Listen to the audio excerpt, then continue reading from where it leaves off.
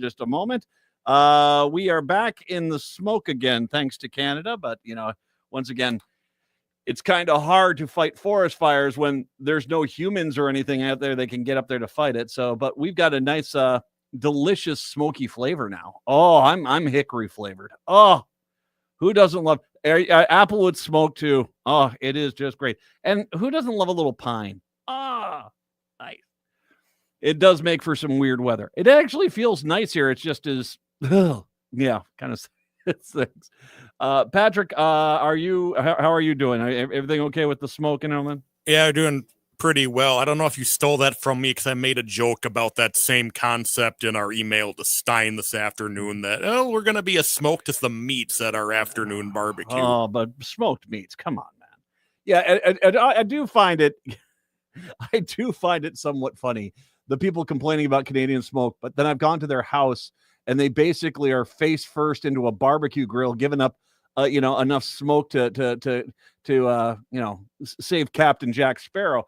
I get it. It's not pleasant. And obviously if you have respiratory issues, you want to be careful out there, but I don't know what we can do about it. I mean, hey, maybe we should get in the DeLorean, go back 40 years and actually tell these idiot Republicans we should have taken climate change seriously. But hey, no, they're actually in the process of undoing the EPA rules that basically allow us to fight climate change. It does go there, reasons. Because they've already bought their property on Baffin Island. So they're ready for beachfront property up there when eventually the planet roasts. But hey, who doesn't love Northern Canada? We have to. I want to start off with. Are you a fan of kind of this kind of pop? I don't want to say pop art because pop art kind of refers to a very specific kind of art, but this popular art that's like the Thomas Kincaid sort of thing. You out there? Or have you ever followed any of that stuff? Or you like that stuff? I wouldn't be able to speak authoritatively on it. I've Thomas Kincaid is a guy made a lot of money making, kind of this, in the kind of same vein as the guy on PBS that did the painting shows, just kind of simplistic, winsome images of Americana and stuff like this. And it's a kind of an artist who, for a lot of the reasons, kind of was, pushed aside and, kind of to a point dismissed a little bit. But the reality is that you can't deny the fact that he's had a lot of success because, Thomas Kincaid, because I do puzzles, there's a ton of Thomas Kincaid puzzles. I don't have any of the art pieces, but there's a lot out there. You used to see them, when we had mall stores that used to do a lot more of that stuff, and they'd have versions of Kincaid paintings, which would have lights in them and stuff like that.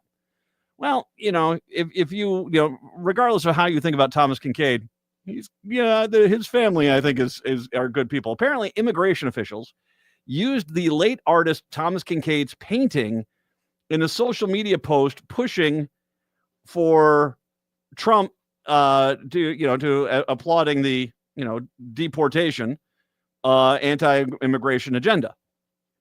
A move the painter's family had strongly condemned.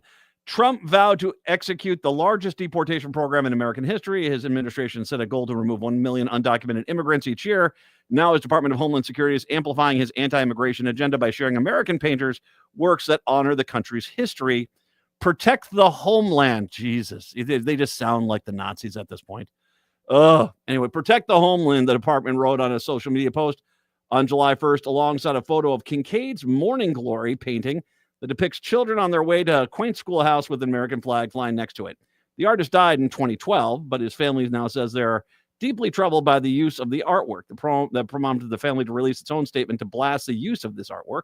We strongly condemn the sentiment expressed in the post and deplorable actions that the DHS continues to carry out. Like many of you, we are deeply troubled to see this image used to promote division and xenophobia associated with the idea of DHS.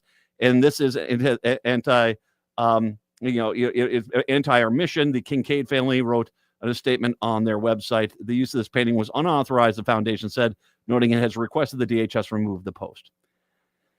Well, first of all, I want to make sure I remind people of this. Yes, back in 1930, in 1932, 1933, the Nazis didn't have the internet. But what they did is they plastered posters all over these towns to put a certain image. And this horrific use of this, protect the homeland. I mean, it's Nazi fascism 101. And I get it. You guys are like, you guys scream Nazi all the time. Well, then stop acting like the freaking Nazis, man. You need to stop acting like the Nazis. Star Trek fans cosplay Star Trek, but they're not walking around their home thinking they've got teleporters. Come on, man. This is, oh, God. Good for you, Thomas Kincaid family. Good for you. I appreciate it, and I've enjoyed some of your puzzles over the years. I appreciate those as well. 952-946-6205, 952-946-6205. So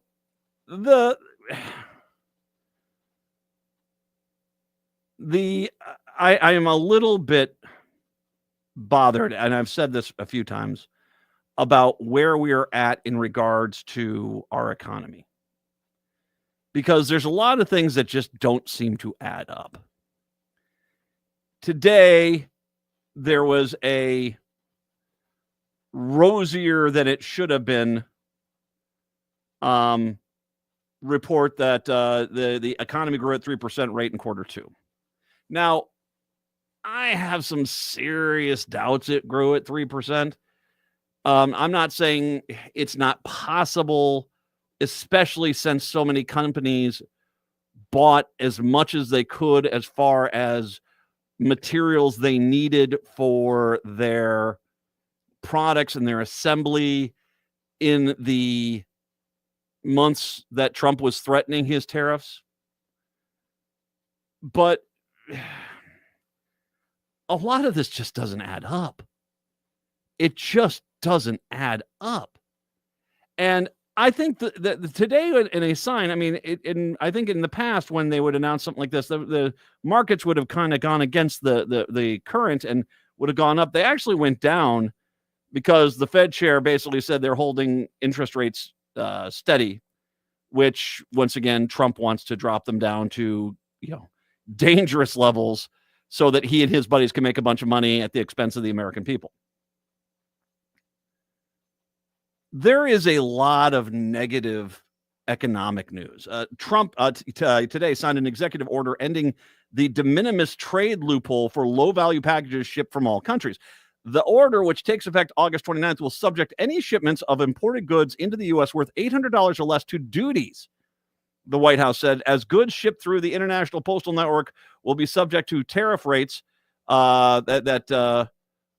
on the value of the package and its country of origin. The move comes after Trump in May shuttered at the de minimis loophole for goods from China and Hong Kong. The federal trade court on Monday declined to block Trump's de minimis ban, even after the auto parts retailer argued the action was unlawful and threatened its business. So now basically you're going to get tariffs on smaller packages. I'm not sure if this means if you're going to get a Christmas gift from someplace on the planet, if they list the value of it, that you're going to get charged the tariff on that. But that's kind of in the play. Speaking of tariffs, he'd raised tariffs on most countries. Let me run through this list here. He raised tariffs on most countries from 1 to 3% up to 15%, which is a tax on us. And once again, I said this yesterday. Yesterday, the EU raised the tariff rate was raised from 2% to 15%, and nobody said a damn word at acting like that was a good thing. And I want to remind people, if Joe Biden would have raised the tariff rate on the EU from 2% to 3%, Republicans would have been red-faced, vein popping out of their foreheads, slamming their hands on their fists on the table, screaming, "My God, man, why are you hurting the American worker? These costs are too expensive." That's what they'd be doing. That's what they were doing with eggs. Eggs are still expensive, and pretty much everything else is expensive. Consumer prices are way through the roof right now. Okay? India, they just announced a 25% tariff on India, plus penalties, copper. Once again, and that's a tax on us, not a tax on India. India's still going to send us the product. The American industry and the consumer are going to have to pay for that. Copper is at 50%. We can't produce enough copper here for at least 6 to 8 years, even if we ripped apart the national parks. And we did that starting tomorrow. You couldn't basically get enough copper going for 6 to 8 years because we don't have the foundries to really do a high-end copper like we would need. Needless to say, 50% tariff on that. So anything that uses copper, guess what? That's going to be more expensive. China is not taking American beef right now. Crops are running in the fields. The ag sector is having problems, and there's real concerns about workforce shortages for the harvest season. The bond market is still super shaky right now. Once again, Trump put his initial tariff plan into place. 10 hours later, had to undo it all because the country was headed into a depression by the end of the day if he hadn't. But still, the bond market is still super shaky, and there's a lot of bond rates which are up up to around 5%, which is really dangerous. The housing market is showing a lot of signs of distress. A lot of signs of distress right now. The currency market has not been correct. And once again, I mentioned consumer prices are skyrocketing. That's the 3% consumer growth, but okay. Do I think that the White House is, adjusting the numbers and fudging the numbers? Yes, I do. Could it possibly be 3%? Yeah, but in a perfect world, and as I'm going through here, there's a lot of things that are saying not perfect right now. Healthcare is going to be far more expensive. Companies are pushing more layoffs due to AI and automation. These are things that are happening, and things are not going to get cheaper anytime soon. But Trump vows that the tariffs will come into play in August. He says he's tired of the taco thing, so he's going to stand with it. What I'm seeing is any one of these things should be sending the markets down, and yet too many times the markets are going up, and they seem to be getting propped up. I'm going to give you an idea of what I think is going to happen, because I'm not going to be like Bill Maher saying, gee willikers. No, Bill Maher kind of is an idiot on this one. I'm going to be blunt. I think he's an idiot on this because we haven't seen the real impacts. We're about to. October, when this comes to light, I think we're going to have a massive crash. It will start in the bond market, and it will basically reverberate through every other market. And then by the end of a week, we're going to be into a depression or a deep recession. And that's what it is. But then what will Trump do? He'll turn around and blame Powell because he said, you should have lowered the interest rates. No, this has nothing to do with Powell or the Fed. It has everything to do with Trump.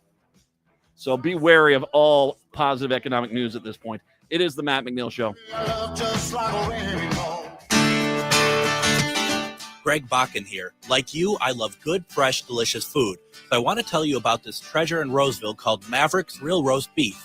Maverick's has the best roast beef sandwiches I've ever had. Made fresh every order. Add fries or onion rings dropped in the fryer when ordered, and you have a winning combination. Maverick's Real Roast Beef has a lot more than roast beef, so check out their website, mavericksbeef.com, or check out their restaurant on Lexington in Roseville. Turn to Auto Technical with your vehicle donation. Even though Auto Technical is a small nonprofit, we have helped more families with transportation than any organization in Minnesota. Since '94, we have reconditioned donated vehicles so they have a higher tax benefit.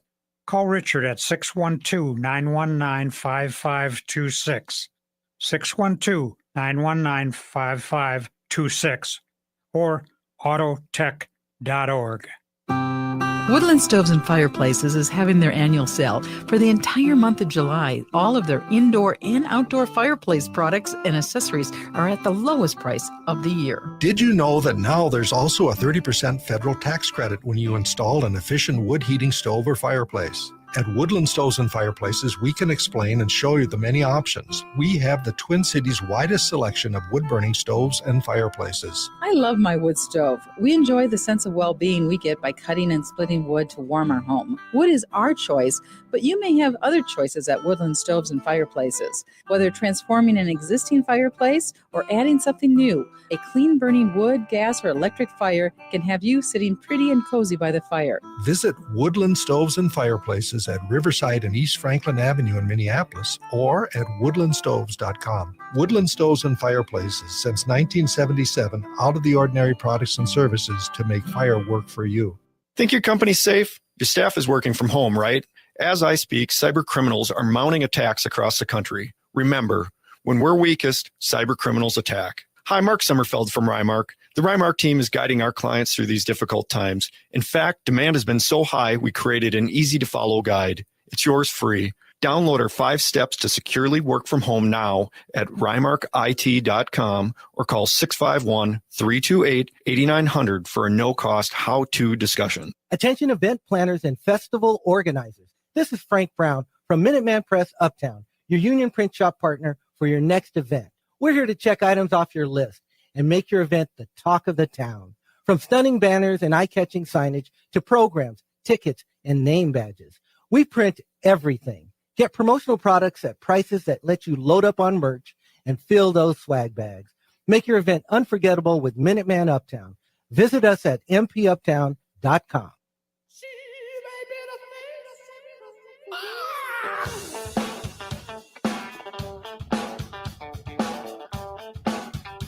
It is the Matt McNeil Show. No, okay.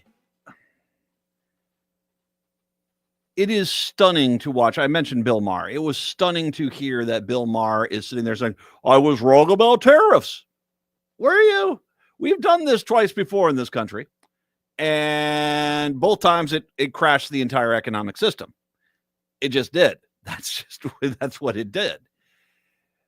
The only reason, okay, there's 2 reasons I think right now that the country hasn't had a massive economic collapse already. 1 or 3. I'll give it 3 reasons. 1, people don't realize, because the national news media was so negative on Biden, how good Biden's economy really was. And we are in a bit of the inertia of this, that his good economy has softened the blow of some of Trump's actions. But the further we get down the line, the worse it's going to be. All right. That's number 1. 2 is that many of the companies anticipating this. I mean, it wasn't just this year. I mean, basically when Trump won and everyone screamed tariffs, a lot of companies went out there and started stockpiling a ton of their raw materials that they needed to produce their product. That was something there. And most of them have already been going through this. The second, it kind of is a little bit like, remember when stamps would go up in price, and you would, when they had the forever stamp now, and you'd get it, and say you got it at 50 cents, and then you got it at 55 cents. When the minute it goes up to 55 cents, the minute you've used up all the ones that you had 50-cent ones, then basically your prices go up. Well, that's kind of the same thing. Once they burn through all of this advanced inventory that they have, and not every company did it, and that's why you are seeing some companies and some products indeed going up in cost. But what you've got is, this has toned things down. I'm not saying the 3% economic growth is impossible, but once again, it would take pretty much everything else going pretty well. The housing market's going pretty well. The bond market's going pretty well. The ag market seems to be on pace. And then you have these tariffs hanging out there. Maybe then I'd buy it, but that's not what's going on. It doesn't seem to make that much sense. And like I said, I think there's a lot of propping up of our economy coming from the crypto market right now, where people are pouring money out of the crypto market to keep the stock market looking good, to try to have something to sell.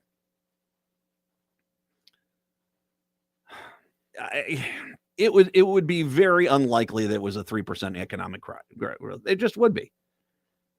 But then on top of it, this is the other reason. If you understand how the markets work, now that we are here, and now that these tariff prices are set, and once again, EU, the tariffs went from 2% to 15%. That's a pretty substantial increase. So if the EU is shipping us $100 worth of stuff, we would have had to pay $2 under Joe Biden to get that stuff into this country. Now you have to pay $15 from the EU to get that stuff into this country. Yeah, it's a pretty big, steep increase, especially when most Americans are on fixed budgets. What was it? That 62% of Americans have basically enough money in their bank account, and that's it. They don't have any savings. They don't have any retirement account. So they're living on fixed incomes and fixed budgets. And yeah, $15, or in this case, $13 increase is a pretty big freaking increase. Something that you really can't afford to pick up. And when you factor in, every year around the holidays, they do that thing where they say, what's the cost of the Christmas, or what's the cost of Thanksgiving? They do these things. everything's going to be expensive. Everything.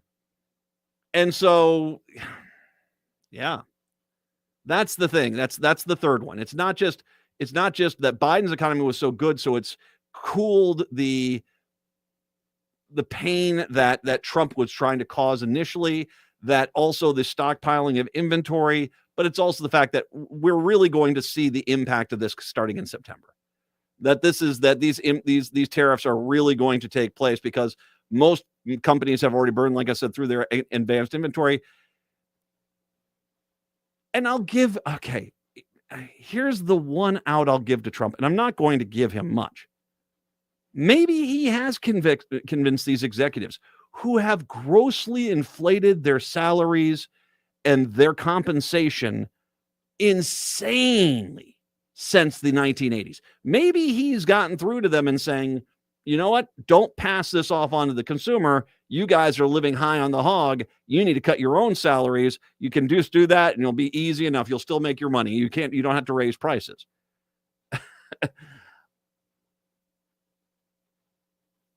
I think there's a higher chance of a pig coming out of my caboose. I think at that point, I mean, I really don't. I just do not think that the same bankers and financial people who have basically created a system where they take priority over even their own customers and shareholders are about to all of a sudden become, well, okay, I guess we'll sacrifice for the greater good. Please, I just don't see that. And I don't think Trump really wants to go down that road either. I mean, he's kind of threatened it a little bit that he says companies don't raise prices, but I don't think anyone's listening to him.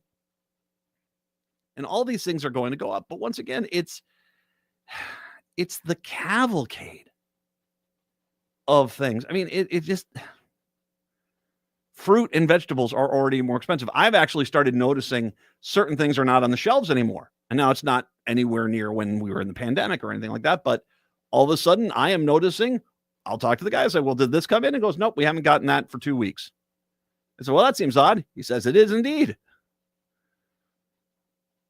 You're seeing supply chains issues already start to form. You're seeing cost issues starting to form. And I just don't know where in the hell this is going to end. I just don't. But all I see is negative number. And I see the Trump administration come on out and do two things in there. It's, oh, well, our numbers say things are great. And then they'll say, darn that Jerome Powell, he needs to be dropping interest rates. No, this is damaging our economy. And when this thing starts going down and down fast, all these crypto guys who've been, and once again, this is just a theory of mine because I've been kind of keeping track of this and I can't even watch it. I know you're not turning into the business hour, but I'm not bringing this up because I want to give you financial advice. Here's the hot stock tip of the day. No, I'm talking about this because I want you to be prepared. I said back in March, my biggest piece of advice to you and anyone financially is pay off whatever debt you can right now. If you can pay it off because this is going to get bad. I would like to think that the FDIC is still in place to where the money will still be in the banks.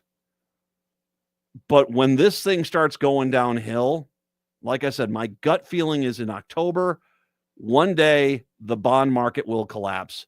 And that will basically be the beginning of it all. The catalyst will happen. And no matter what Trump does, no matter what, okay, we're going to take the tariffs back down to zero, which I don't think he would anyway. But the housing market's going to tank. I think the ag market, especially, and then the ag pressures are going to be there. I'm saying this because I'm putting out a warning because there is a lot of red flags right now, regardless of what Bill Maher says. Jeff Stein, when we come on back, it's the Matt McNeil Show. It's Brad Friedman, host of the Bradcast, weeknights at 7 on AM 950, KTN, St. Louis Park, Minneapolis, and Paul, progressive voice of Minnesota. Is your remote workforce putting your company at risk? Cyber criminals are targeting your employees with COVID-19 inspired emails and attacking businesses like yours. Hi, Mark Sommerfeld from Rymark. Rymark has the tools and expertise to enable your employees to work securely from home. If you need help getting your staff to work remotely and securely, call 651-328-8900 or go to rymarkit.com. That's 651-328-8900 or rymarkit.com. I'm Rachel Schroman, owner of Schroman Law, and I believe you deserve information. Our firm offers free quarterly estate planning seminars at our office in St. Paul. At these seminars, you can learn the basics of estate planning from an attorney to help you determine which estate planning documents will meet your needs and goals in an efficient and cost-effective manner. You can learn more and register at our website, schromenlaw.com/events. That's SCHROMEN law.com/events. You can't have too much pride, and Fargo Moorhead Pride is proving it again this year, August 8th through 11th. It's one of the region's largest pride celebrations, drawing people from across Minnesota, the Dakotas, and even Canada. Just a little over 3 hours from the Twin Cities, you'll find 4 days packed with celebration, community, and fun at Fargo Moorhead Pride. It all kicks off Thursday, August 8th with a family fun night, trivia, and a karaoke party. Then Friday features an all-ages drag show and a high-energy dance party. Saturday brings a 5K fun run, patio palooza, and the big Pride Block Party. And on Sunday, everything wraps up with an interfaith service and the Pride Parade through downtown Fargo. Pride in the Park is one of the weekend's biggest events, offering food trucks, community vendors, and live entertainment everyone can enjoy. Make the road trip and show your pride at Fargo Moorhead Pride, August 8th through the 11th. Full schedule and details at fmpride.com.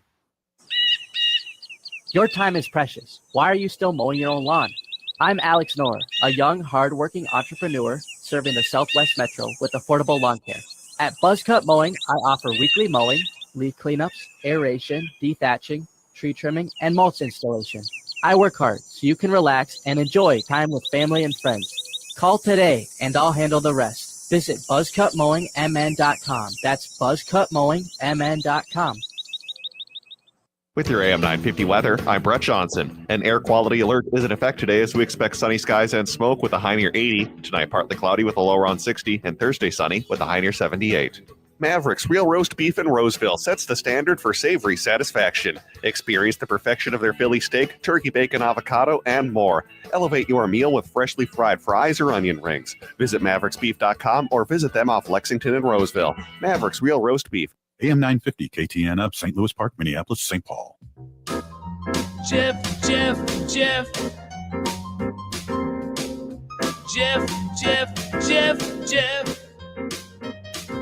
J-E-F-F, Jeff. J-E-F-F, Jeff. J-E-F-F, Jeff.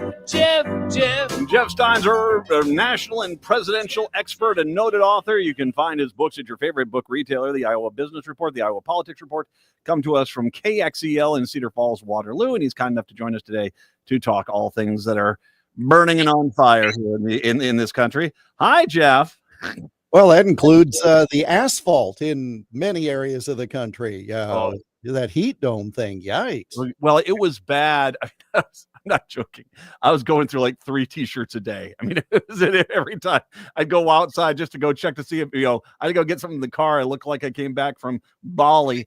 And so it's actually gotten cooler down up here. You're down in Iowa. Is it still pretty moist? Yeah, it's you can drink the air, but the temperature is quite a bit cooler, and it gets better tomorrow. What's that corn thing that happens where I was actually reading about this. There was a bad storm that came out of the Dakotas in like the 1890s, and they feel as if the only thing that made sense is that the moisture from the corn is what sparked that storm. What's it called again? Corn sweat. Corn sweat. Yeah. There's a much longer meteorological phrase, but I keep wanting to say asphyxiation, but that's not it. It's trans something. I mean, basically, the corn sends moisture into the air, I guess. I don't know. I mean, well, you and I know corn sweat when we either go to the Iowa State Fair or the Minnesota State Fair. We hit the corn booth, man, because we're going to be eating enough of it to where it's just going to be a pool of us at the end. I mean, to me, corn sweat is the pile of melted butter that I'm licking off my hands because I don't want to waste a bit of it. And people thought Interstellar was a bad movie. Okay, so that's a good reference. Okay, never. I'm not going to even explain it. No, There's like two people out there that are rolling right now, but okay. So okay, both the audience members. That's fantastic. Hi, mom and dad. There you go. Okay, so I don't even have that. So Scotland. Trump is frantic to run away from Epstein, heads to Scotland. We pay $10 million basically for him to open up a golf course, and he does this negotiation. It doesn't do him a lot of good in this country. I mean, this whole argument they put out there, he's beloved worldwide. He's the most popular president internationally of all time. And then they see him and everyone is swearing at him or playing a bagpipe at him. And he basically can't escape this, fairly obnoxious, clearly unpopular mentality most of the world has for him. It is kind of dangerous for him to go to some of these countries, because it really does, especially in this country with his base, the white European countries, there is a tendency that's not going to resonate too well with his followers. Well, you notice they even equipped the golf cart. Did you see this? With the music, what was the armor on the golf cart? Oh yeah, I did see the bulletproof golf cart. Yeah, it's like the Pope Mobile golf cart. I mean, because and you think about it, who owns the golf course, right? He dedicated it in honor of his mother, whatever. It's his flipping golf course, and he still needs the armored vehicle. Now, I'm all about safety. I'm not, but I'm just saying that suggests something. The interesting thing about these trade deals, I'm struck, and we'll see. He's now doubled down today to say August 1st means August 1st, and there will be no extension. I think the taco thing got to him. I think that he is desperate to avoid the taco nickname. So now, no matter what, this is going to happen. Well, so what's interesting to me then is, why did these other folks fold so quickly? Why did the European Union fold, et cetera? And both sides to any deal have to get a benefit, right? Yeah. So let's say I made you some offer and you immediately jumped on it. You immediately said, absolutely, here's my corn sweat hand, and we're making a handshake on this. I'm going to sit back and say, wait a minute. You agreed way too quickly on something that was supposed to be a struggle.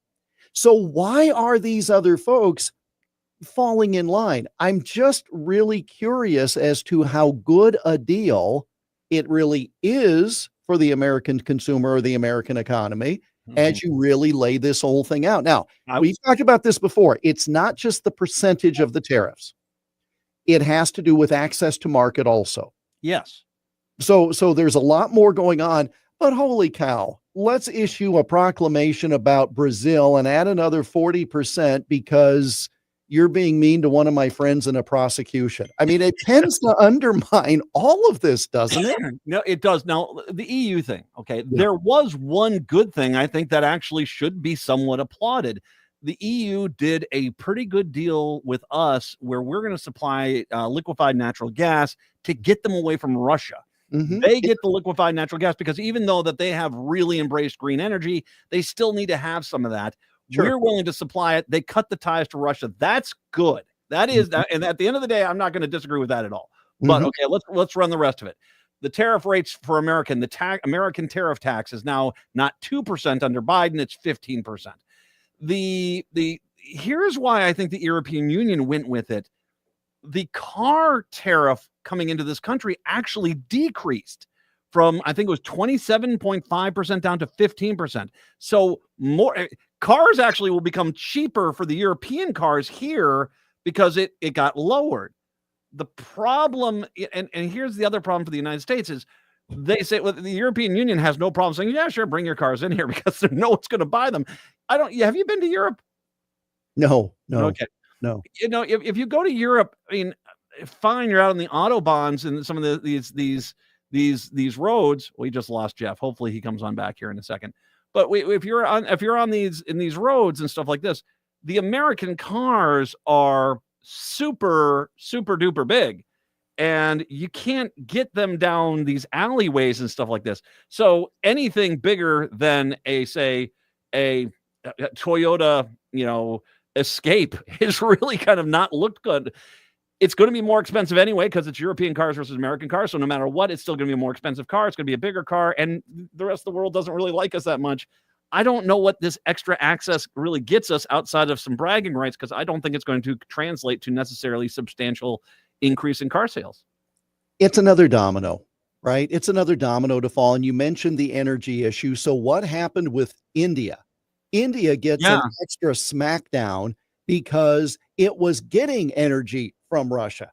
So it's like, okay, there are a lot of levels on this, but here's the thing. August 1st is Friday. How many deals have to be wrapped up in 48 hours? Well, it's about 70. I mean, including with the Penguins, 70. And I will mention, I don't know what he's getting tough with them. They're apparently taking Russian oil. But so I'm just saying here, there's either got to be an awful lot of pizza being delivered to the White House because a lot of interns are working late, or I don't know what's going to come up Saturday. I don't think the people involved in this, I don't think Bennett, and I don't think Trade Secretary, I don't think any of these guys, I think they're just keeping it in-house, very close to chest. I will say, you bring up the India thing. India's okay.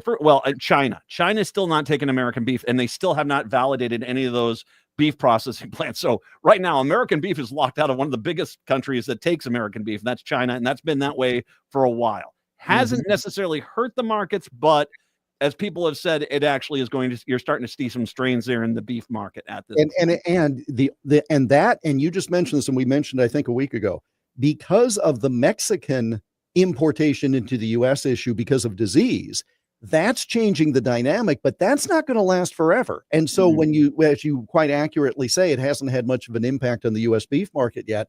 That's almost accidental, if you will. It has nothing to do with the tariff situation. It's a whole different stimulus. And when it does, and it already has. I mean, the price of beef has gone up dramatically, but at the same time, when the thing does fall, it's going to fall on the beef side. Brazil. I mean, he's going after Brazil because you said Bolsonaro. It's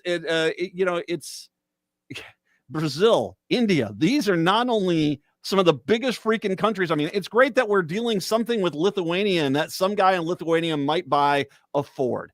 Great. But you need India, you need Brazil. I mean, these are the biggest countries. That's where the most people are. China, you need them on board. And I mean, last I checked, the amount of our products we are made in India and shipped here, which are not going to come back to the United States. The clothing manufacturing is not going to come back to the United States. It just will not. This is, this is just bad policy after bad policy. And I keep saying to myself, you keep trying to sell this as a positive.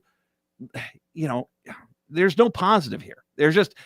All it is a tax on the American people and American consumers in an age where budgets are tight. And I think this is one of the reasons why Trump is still continuing to lose support. Latest poll numbers, I think, was CBS had him down to 40. And most people do not feel as his policies are working. They're all underwater at this point.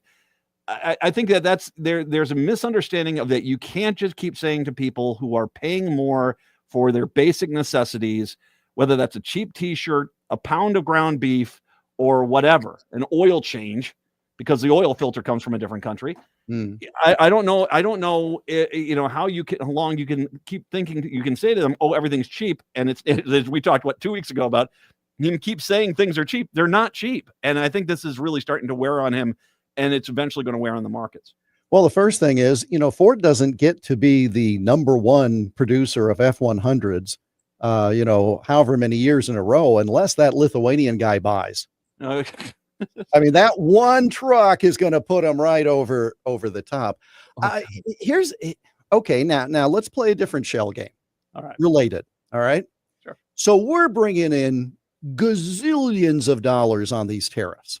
That's what we've been told, right? Well, I think it's a few billion, that's for sure. Not gazillion, but a few billion. It did big number, right? So what could you do with that? Well, you could pay down on the deficit that keeps going up. Yeah. Or if you're playing politics, Josh Hawley, you say stimulus checks for everybody. Here's Matt McNeil's $600. Well, actually, he said stimulus checks for Trump people, which is actually I know, but the concept here, okay, that to me is like a payoff, is all I'm saying, right? If you say often enough, we're making so much money off tariffs, we're going to share it with the American people, and you give people money going into a midterm election year, because that's the calendar, right? That's how this would play out. You've still got a deficit, and I've said this 100 times, and I'll say it again.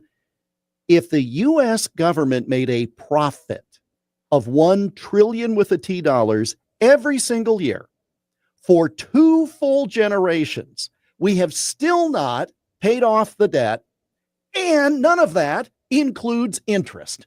Okay, so when you're bouncing your great grandchild on, your replaced arthritic knee, we still haven't even paid this thing off.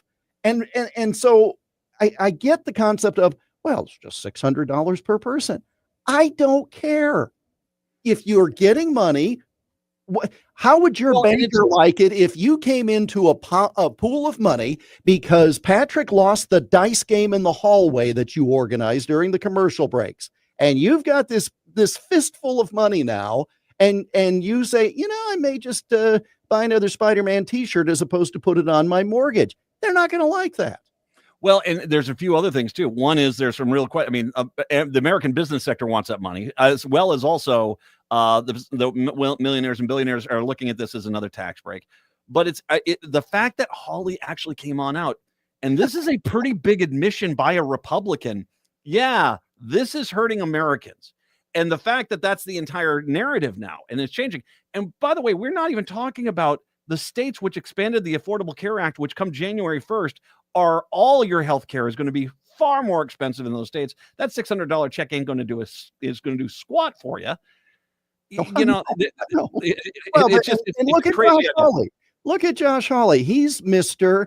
Let's double the minimum wage. Okay, now that's a whole different conversation. Yes, it is. But that's not on his party's platform, right? I mean, there have been a few things where he has staked out a very different position.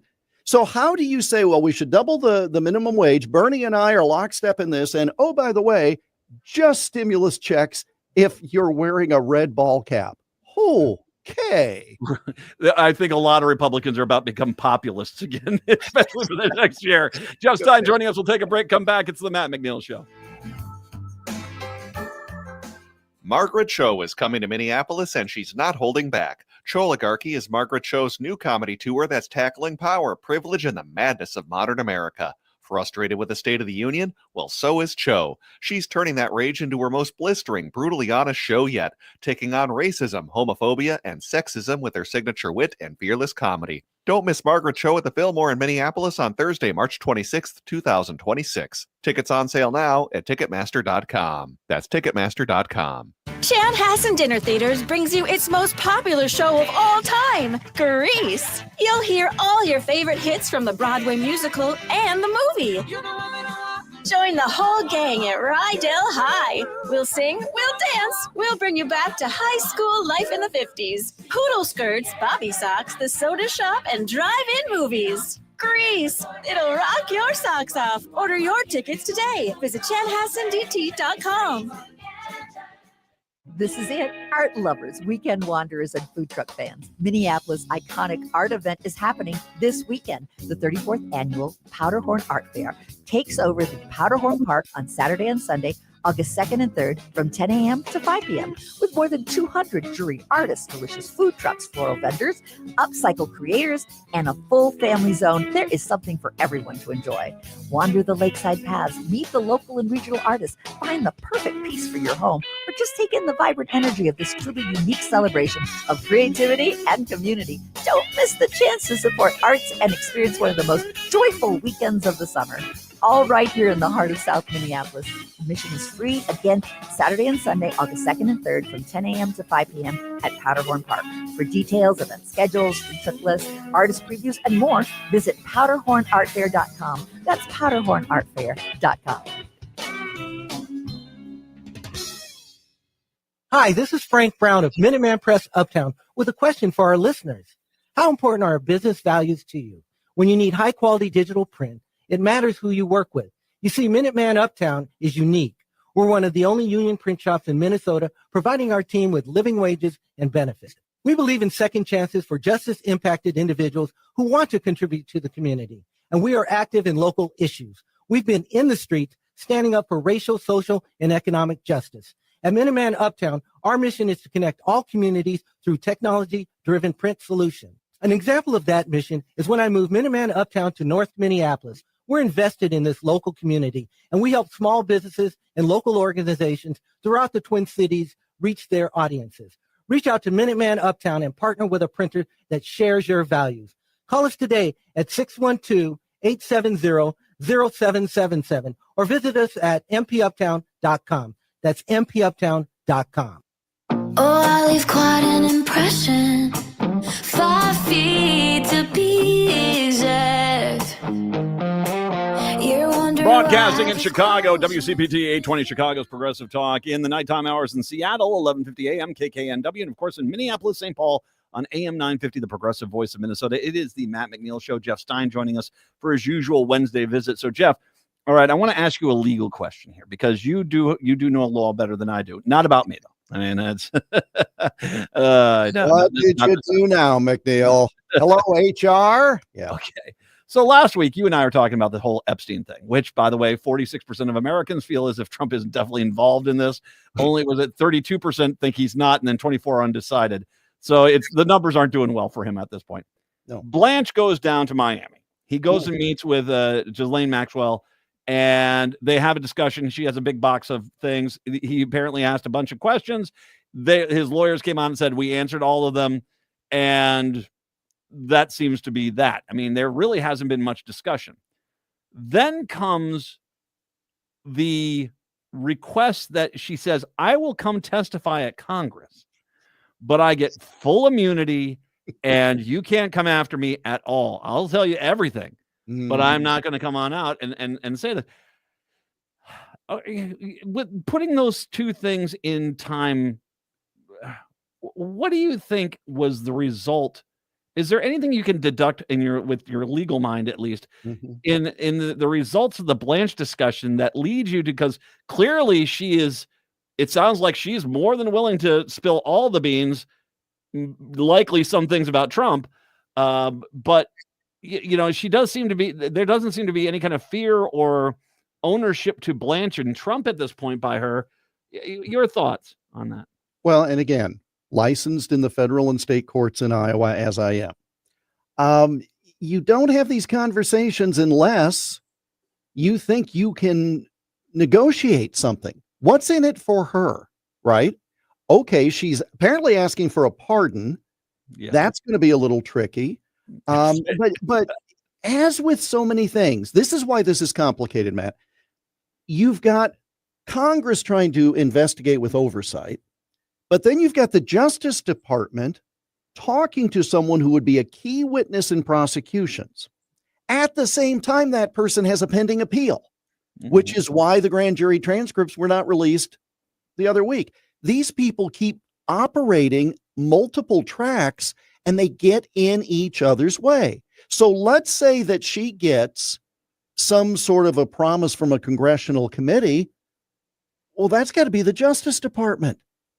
And how do you do that when you're also prosecuting her? And if in fact she gets some sort of a deal or a pardon or whatever, how are you going to trust what she says? Because any good lawyer on the other side is going to say, you said whatever you thought they wanted to hear so that you could get your freedom. Now, if she's got documents, if she's got a box full of goodies, I mean, I don't know.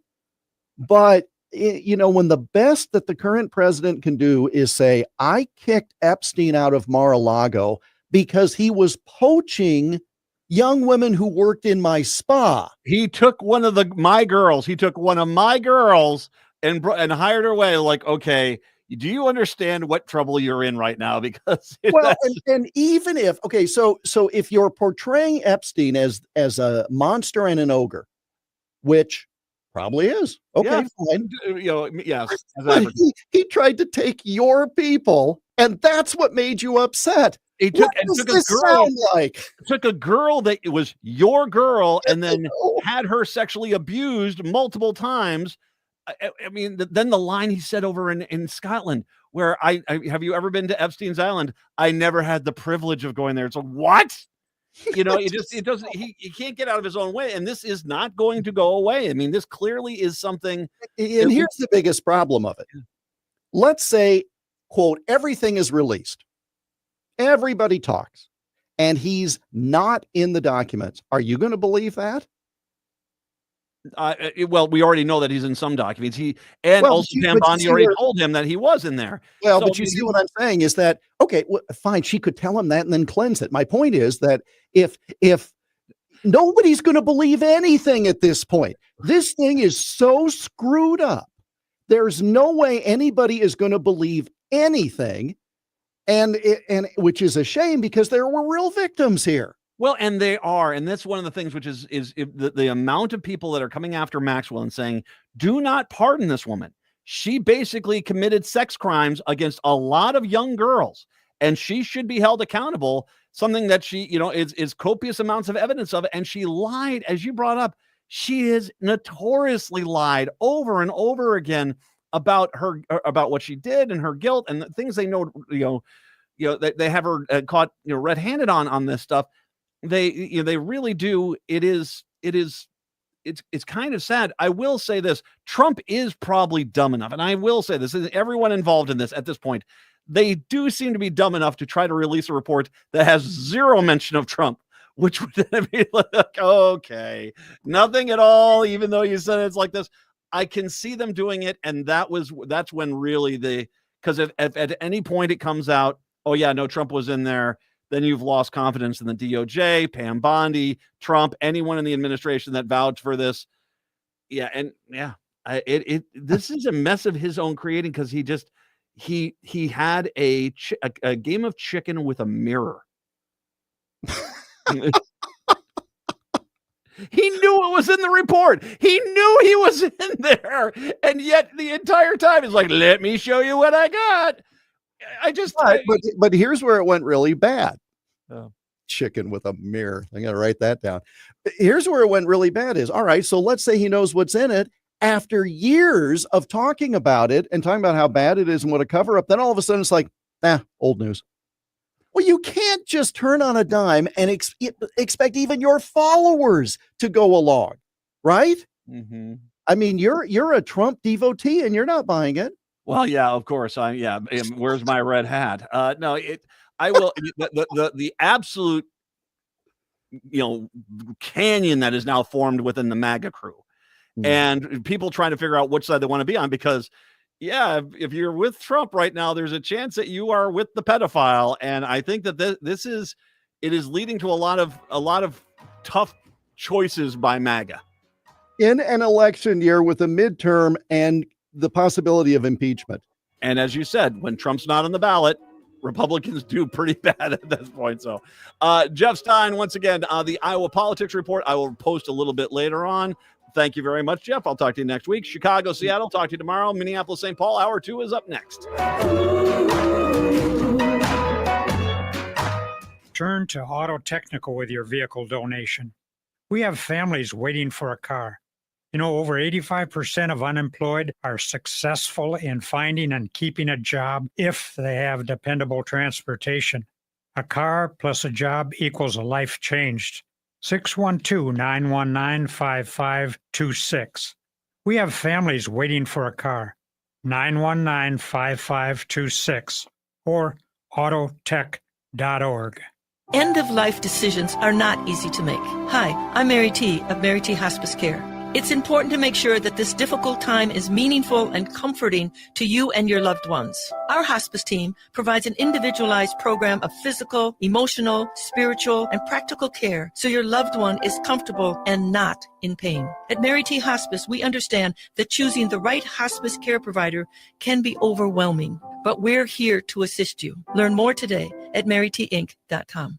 Come see the Trained Chimp. It's the Matt McNeil Show, 3 to 5 p.m. weekday afternoons, right here on AM 950 KTNF, St. Louis Park, Minneapolis, St. Paul.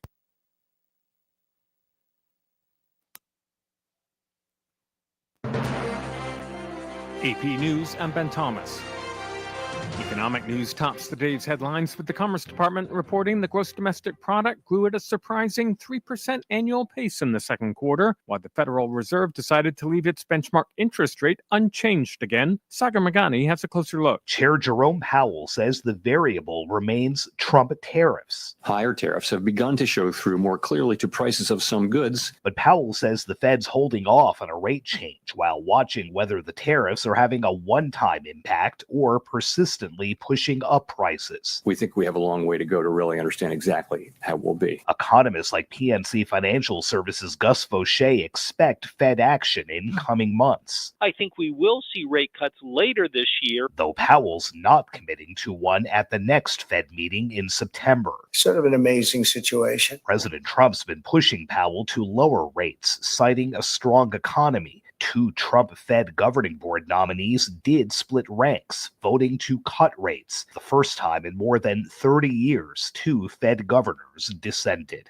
Sagar Magani, Washington. Doubts that the Fed will cut rates at its next meeting in September weighed on stocks. The Dow fell 171 points, or about 0.4%. The S&P fell about 0.1%, while the Nasdaq edged higher, but again just about 0.1%.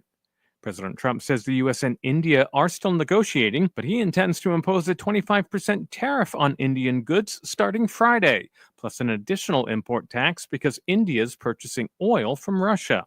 After an 8.8 magnitude earthquake struck near Russia's Kamchatka Peninsula, tsunami advisories in the U.S. are being canceled. However, new alerts in South America have forced evacuations and closed beaches. In Colorado, dentist James Craig has been convicted of murder in the poisoning death of his wife. This is AP News. Do Crohn's disease or ulcerative colitis symptoms keep coming back? Tremfya, guselkumab, may help, with rapid remission achieved at 12 weeks and lasting clinical remission at 1 year. Some even saw visible improvement of their intestinal lining at 12 weeks and 1 year. Tremfya is a prescription medicine used to treat adults with moderately to severely active Crohn's disease and adults with moderately to severely active ulcerative colitis. Serious allergic reactions and increased risk of infections and liver problems may occur. Before treatment, your doctor should check you for infections and tuberculosis. Tell your doctor if you have an infection, flu-like symptoms, or if you need a vaccine. Healing is possible with Tremfya. Approximately 3 out of 10 patients were in endoscopic remission at 1 year, based on areas visualized on colonoscopy, which may not represent the deeper bowel layer or entire GI tract. Individual results may vary. Ask your doctor about Tremfya today. Call 1-800-526-7736 to learn more or visit tremfyaradio.com. Hi, I'm Scott Shambot from Shambot Family Dentistry. We're the fear-free, shame-free dental office. We know dental anxiety and dental phobia are real. We'll take the time to get to know you and give you what you need to be comfortable at all times. We offer free nitrous oxide laughing gas and have high-tech options to help you feel calm and relaxed during your appointments. We'll help you get through every appointment in the most pain-free way possible. If you're having a dental emergency, we'll try and get you in the same day you call because we don't like to see anyone in pain. As my daughter Rachel says, if you don't see my dad, please see another dentist. Take care of your teeth because they're the only ones you get. This is Chad, owner of AM 950.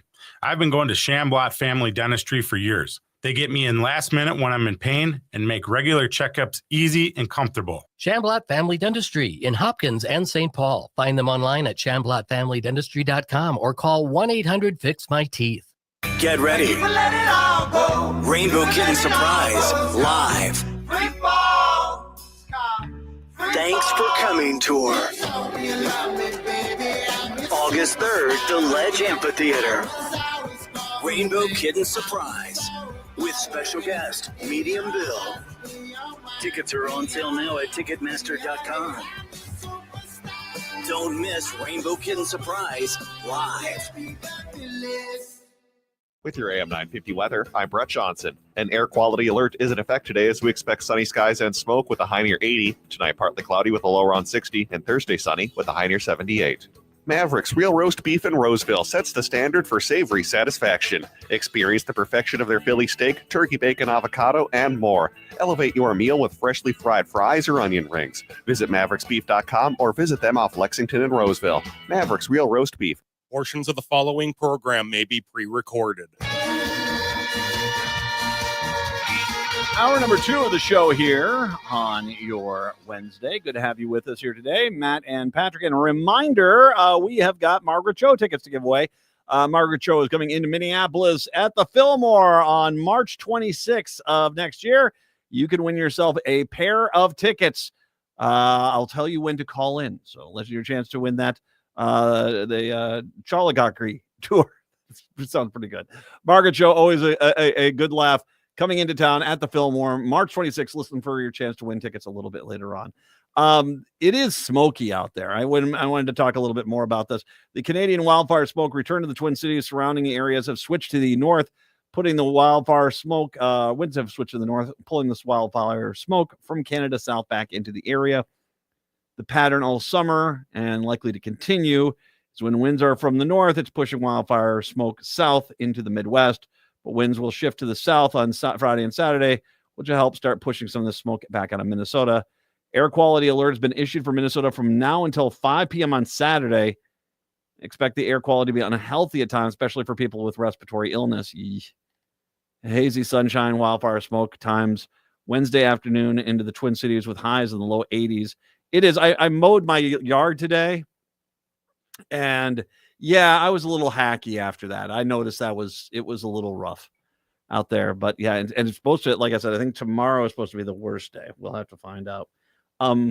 It does kind of, I bring this up because I mean, it's tough because we were summer, we want to get out and enjoy it, but if you definitely have the air quality stuff, you want to be careful.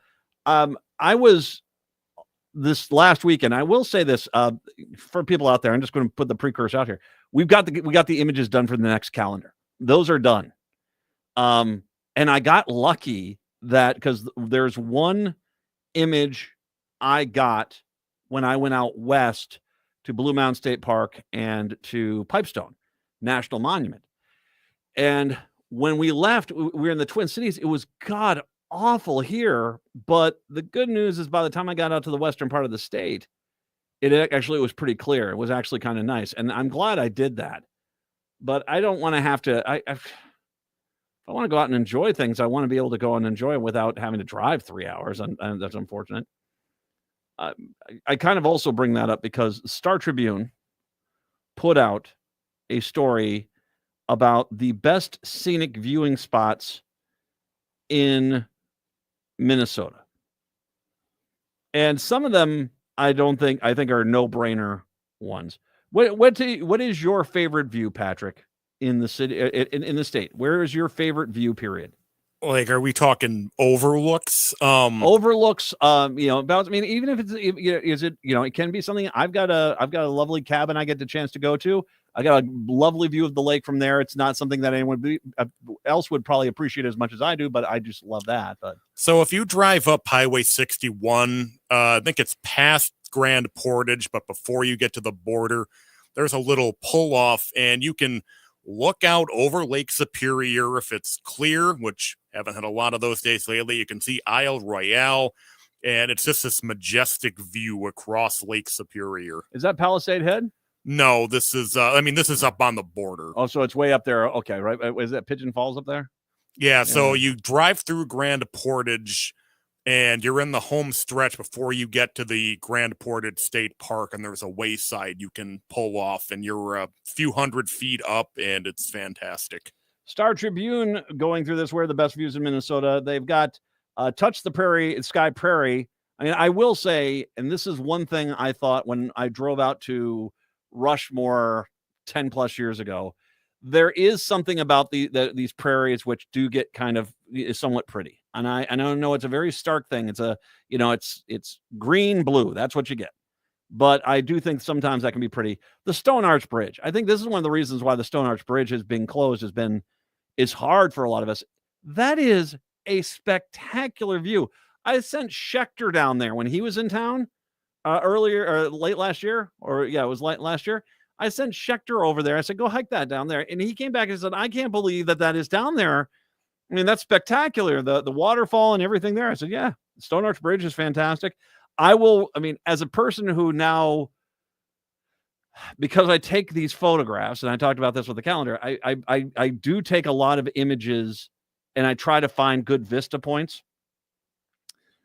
there's so many places up on 61 on the North Shore that are really good. That I kind of recommend up that way. Ely's Peak. Do you know about this? This is on the outskirts of Southwest Duluth off Beck Road, 123rd Avenue West. Follow the signs for the Superior Hiking Trail. It's basically you're up on a hill, but it's it looks nice. It kind of looks like it's the river there. Yeah, I believe that's where the abandoned rail tunnel is. Ooh, super spooky. The Endless Bridge. They talk about the Guthrie Theater, which that building is spectacular too. I mean, yeah. Spoiler alert for the calendar. I'm just going to let you know. Hawk Ridge. I know a lot of people that go up to Hawk Ridge and up by Duluth as well. Split Rock Lighthouse. There is a spectacular one for St. Paul. If you want a great one for St. Paul, especially at sunset. At sunset, if it's clear skies, the view of St. Paul is one of the best you'll ever see. It's the City View Park. It is right off the High Bridge there. It's right there. There's a little park. You can go on out there. I've actually used that image in one of the calendar images. That one is so spectacular. Frontenac State Park. You ever been down there? Down on the river there? I've never been there, but I'm familiar with the area. That's a good view. That's a good view. I will say this, for hiking wise, that's a hill. If you go to Frontenac State Park, you understand why they always are looking for lowland to come out, because that if you do hike the trails down to the river from the top of that park, that is a little bit of a haul. The Ayton Heights Fire Tower. This is up by Itasca State Park. That one gets in there. Irving Park in downtown St. Paul is also a one. I've gotten a few good pictures over there. I have never used one in the calendar though. I will say, let me pull up my map here because I'm gonna. There is, what's that? Is it Jay Cook? I think it's Jay Cook State Park. Up, Jay Cook State Park. There are. If you can just take an iPhone and you clean off your lens, trust me, clean off your lens, and you can take a picture at Jay Cook State Park. You have to go down the trail a little bit. We use it. I think is it this year's September picture from last year? Yeah, I took it last year. It's a spectacular view of the river as it comes through there. You have to kind of go down don't try to hike that. That's a bit of a hike. But if you drive down, you get off, you just walk out the trail, and there's a viewpoint that you're high up on the river looking down on it. That's a great one. Leif Erikson Park in Duluth. If you're in Leif Erikson Park, and that's the Rose Garden, right? If you go in there, there are 3 or 4 spaces where if the flowers are in bloom and it's a sunny day, I know Duluth, but it's a sunny day, and you can look that way. There are some really, you can easily get a picture with flowers in the front and the lift bridge in the back. And it looks like a pro photo, easy peasy. I mean, and because of how it's set up, you just got to wait for no one to be passing in there. If you want to take a really good picture, you can do that. That's another good one I like. I was Blue Mountain State Park and Pipestone National Monument were both gorgeous. And if you get up on above the quarry at Blue Mountain State Park, at the top of the quarry, there is a really great view towards Laverne that I really do recommend. That's a nice one. Whitewater State Park. That's another great one. Some hills there. There's no road to drive up on. You got to hike up to the top of the hills, but you'll get it there. And then I will make an argument. I think one of the prettiest places to take pictures, for me at least, there's 2 in the Twin Cities. One is the Rose Garden over by Lake Harriet. You get some really nice flowers over there, some really nice flowers. And they do such a great job. I've gotten a lot of great pictures at the Rose Garden. I will also say the Arboretum. And I will always have a membership to the Minnesota Twin Cities Arboretum, the University of Minnesota Arboretum out there. I will always have a membership to that because it is really remarkable how beautiful that place can be. And it's beautiful pretty much year round. That's the crazy part. It's gorgeous in spring. It's absolutely stunning in summer. It is spectacular in fall. But even winter, it's pretty nice. So there you go. Those are some suggestions from me. I will say Hibbing. Maybe it's just the Iron Ranger part of my family that's in there. I do like Hibbing. That mine view is a good view up that way. Also, if you go over to or past Vermilion, there's a good view there. Zipple Bay. Have you ever been up in Zipple Bay up on Lake of the Woods? I have tried to go there, but it was winter. It was okay. I would advise not the best time to go to Zipple Bay because that wind comes across that lake. That is not nice. I have been up there.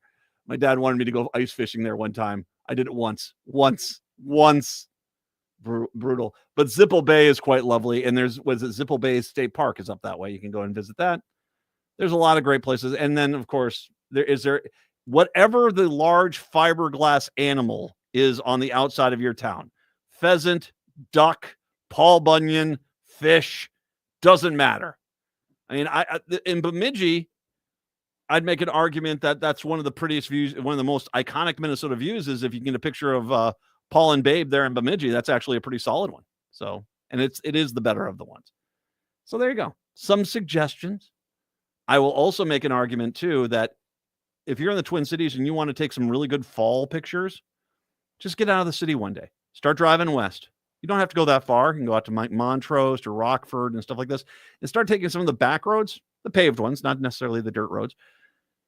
And you'll come across some absolutely spectacular fall farm pictures, which you can take out there. You can find them pretty much all the way across the state. It depends on how far you want to drive. So there you go. Some suggestions. 952-946-6205. 952-946-6205. All right. Okay. As you can tell, I've been enjoying taking photos. I'll take a break. Why don't we do the break first here? 952-946-6205. We'll take the break. Come on back. It is the Matt McNeil Show here on your Wednesday.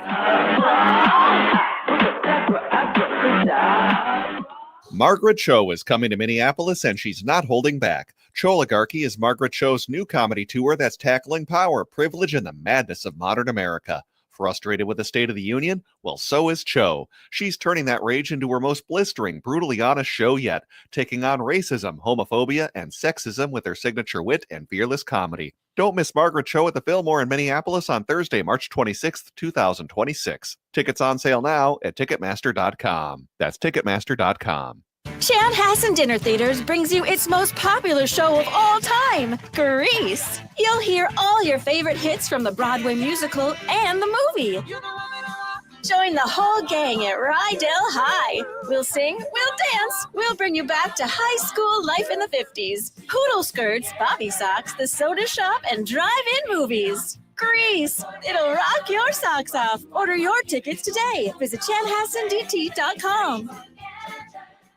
Overwhelmed trying to make sense of Medicare? As a licensed advisor, I can help you determine your healthcare needs and evaluate your options. I'm Harvey Pearl of Pearl & Company, and I want you to have the peace of mind knowing you have the best coverage available. You deserve an advocate you can trust and coverage you can rely on. And there's no fee, ever. Annual enrollment is October 15th through December 7th. Find me at pearlsofwisdom.com. That's PERLES of wisdom.com. So we can strategize together. When was the last time you had your roof inspected for extreme weather and hail damage? This is Chad, owner of AM 950, to talk about the exterior construction company I trust, Snap Construction. If you've noticed new roofing projects in your neighborhood, your home was likely hit by hail last summer and experienced damage. Snap Construction is helping homeowners like you, and they're the roofing specialists I trust. They are the most well-reviewed contractor in the Twin Cities and have a ton of positive customer reviews from homeowners just like you.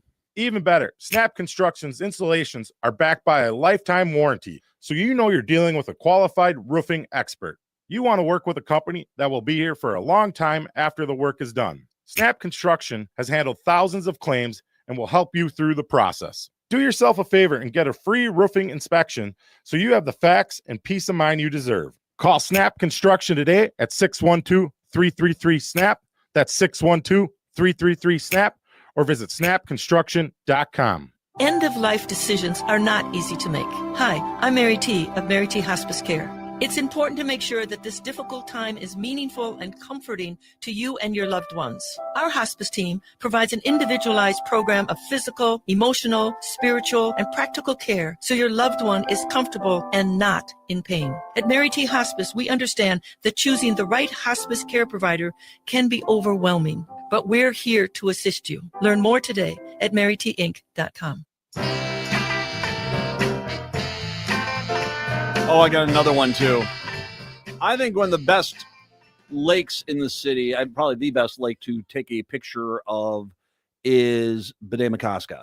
And especially you get on the southwest side of the lake there, or kind of even towards the south side of the lake, you get a lot of great views out there. Now, as a matter of fact, the cover of the current calendar, is a picture I took on the lake last year in a sailboat. But you don't necessarily have to be on a boat there. You can get some, actually, if it's a sunny day, some great pictures of Minneapolis. There you go. And yeah, as a matter of fact, one of the runners up this year of the pictures I did not use, and I posted it, so I think I posted this one, is this lovely picture of just some wildflowers with the lake behind it in the city. There you go. So if you're looking to take more pictures, off you go. Let's give away those tickets right now. Margaret Show coming to Minneapolis at the Fillmore. This is going to be on March 26th. So caller number 5. Let's do that right now. Caller number 5, 952-946-6205. 952-946-6205. Caller number 5. You're going to go see Margaret Cho when she comes back into the cities in March of next year at the Fillmore. Good luck. 952-946-6205. 952-946-6205 is the phone number.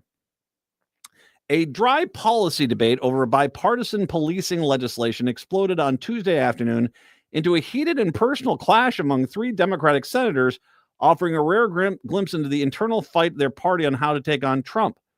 The spectacle started in the least dramatic way possible. Senator Catherine Cortez Masto, the Democrat from Nevada, a former attorney general and federal prosecutor, asked for unanimous consent to pass a package of policing bills, including one to reauthorize support for mental health services for law enforcement officers and another to make recruits eligible for funding for training programs.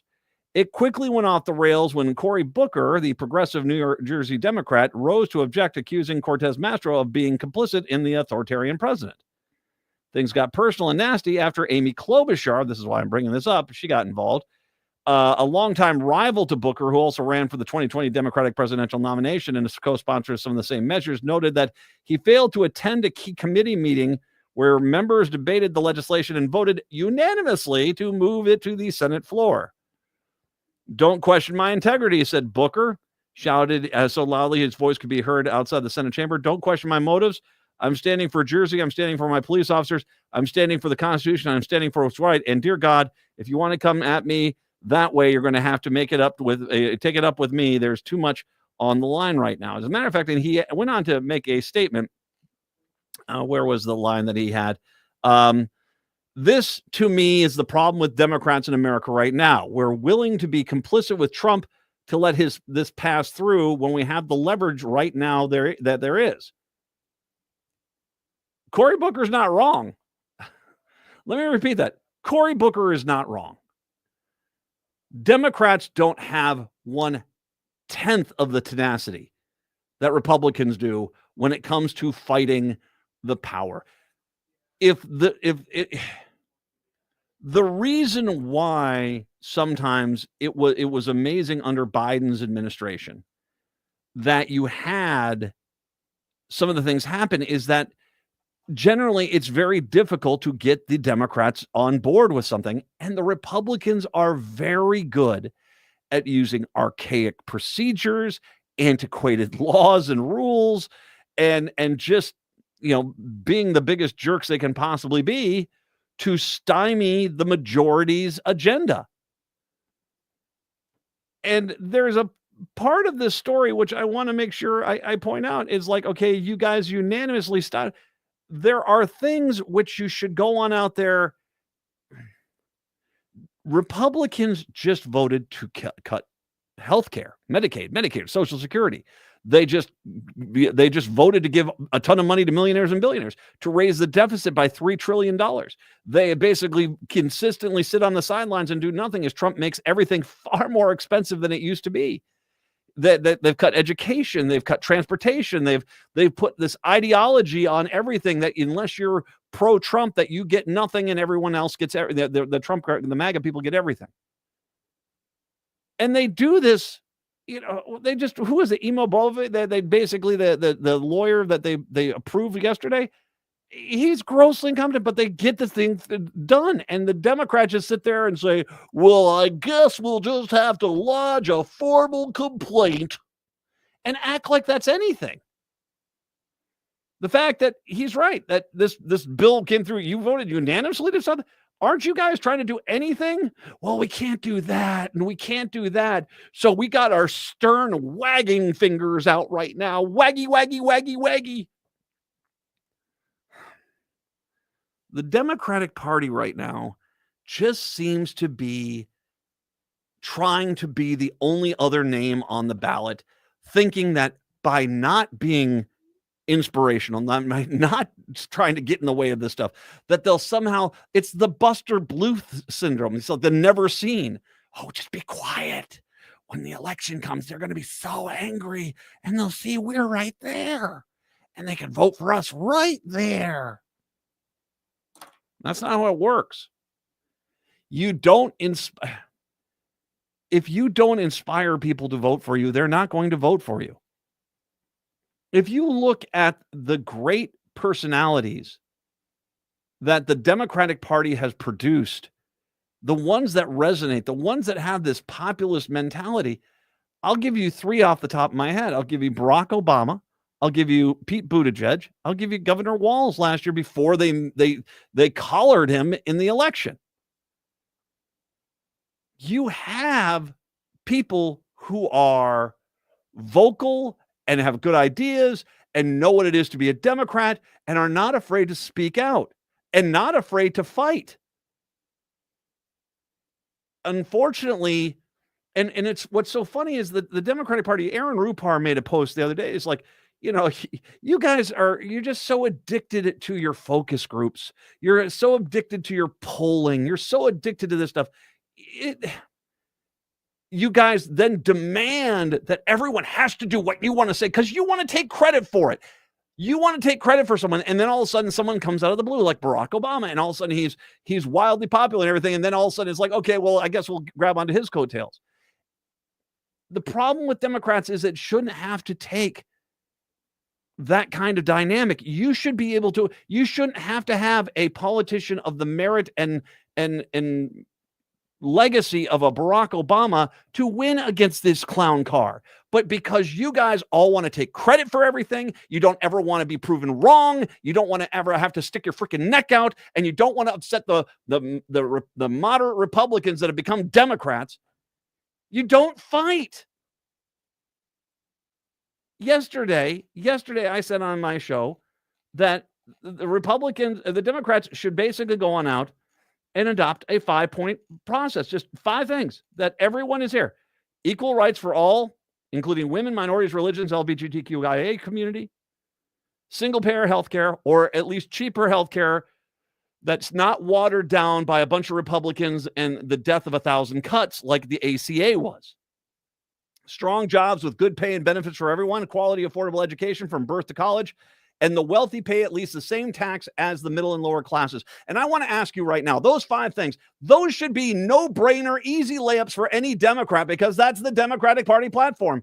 How many Democrats do you know today would disagree with at least 2 or 3 of those? Well, man, we can't. You're putting a tax on wealthy people. Come on, man. If you're not fighting for anything, well, you're fighting for nothing. And that's part of the problem. You guys got to do more fighting. And I might not agree with Cory Booker, and this might not be the bill to do it, but at least he's fighting, for God's sakes. He's not like, frankly, Amy Klobuchar and Chuck Schumer and these guys are going in there and they're like, well, we got our stern wagging fingers out there. We've made a list. You're doing nothing. This country is freaking teetering on the edge right now, and you guys are concerned about arranging deck chairs and then demanding credit for arranging the deck chairs. And then when someone's trying to stop it, you're like, wait a second here. You're getting a little too aggressive and out of line. Who is that kid from the shooting in Florida that they had in there? And he basically was trying to, I'm sorry, what was the name of the guy? David Hogg. Thank you, David Hogg. David Hogg had a role within the Democratic Party, and he was basically sitting there saying, it's time for us to get rid of these ineffective Democrats. And look at the party, they ran him out, but apparently they've been, hey, we didn't really want you to walk away. I mean, you really talked to a lot of people in Generation Z, and you're really popular. Can you help us out? Yeah, nice way. Here, let me kick you in the caboose really hard. And by the way, why don't you come visit?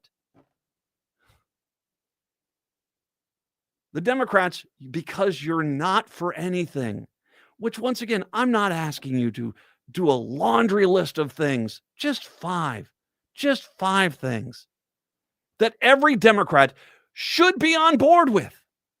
And you see, that's a bridge too far for you guys. Trying to say, okay, I'll tell you what, if you want to get this bill passed, well, then you're going to have to do it without the Democrats because we want this kind of concession. We want you to stop rounding people up and disappearing people off the streets with your ICE thugs. We want you to try to rein in Trump with this tariff nightmare. No, you guys just sit there and I got my stern wagging. Did you read my 16-page, thoroughly worded with bibliography memo? Oh, it was a barn burner. Come on, man. It's time to fight.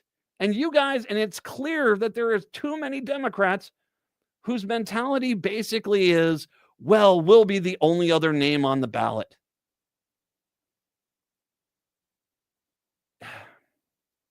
If you don't have integrity, zealotry looks like integrity in a vacuum. And that's how you get Trump. That's how you get MAGA. That's how you get this country teetering on the edge, is because you guys don't stand for any damn thing. And right now, I guarantee you there's Democrats across the city that are hearing me say this, and they're more mad at me for calling this out than they are about, well, maybe we should try something.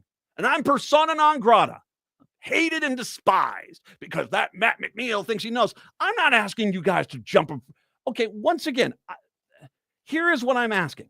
Where's my list of 5 things? Let me just pull these things, because once again, nothing is there. Equal rights for all, including women, minority, religion, LGBTQIA, cheap healthcare, preferably single-payer healthcare, strong jobs with good pay and benefits, quality of affordable education from birth to college, and the wealthy pay at least the same tax rate as the rest of us do. Tell me where I'm the loon ball off of control. But you see, it's when you get to the point where 5 things, which should be tentpole issues that every Democrat who's a Democrat agrees with, becomes too far, Matt. You're getting too aggressive. Who's got the problem? Grow the F up, will you? I am tired of watching my country circle the frickin' toilet, and you guys are sitting there talking about how you've got the cleanest sink. Ugh. Klobuchar had basically shrugged off the Democratic dust-up, calling it democracy in action. Yes, inaction is the exact right word I would use. Oh, God. Anytime you guys want to start acting like this country is teetering on the edge, anytime, it's crossed my mind that you guys might just be cowards. And you might be afraid, because I know at some point Holman and his Gestapo ICE guys might stop looking for immigrants and start looking for, I don't know, snarky jackassian radio hosts. And I'm sure if that does happen, and I do get dragged out of this station at some point with trumped up charges, quite literally, The first thing out of your mouth was, well, he should have shut up more.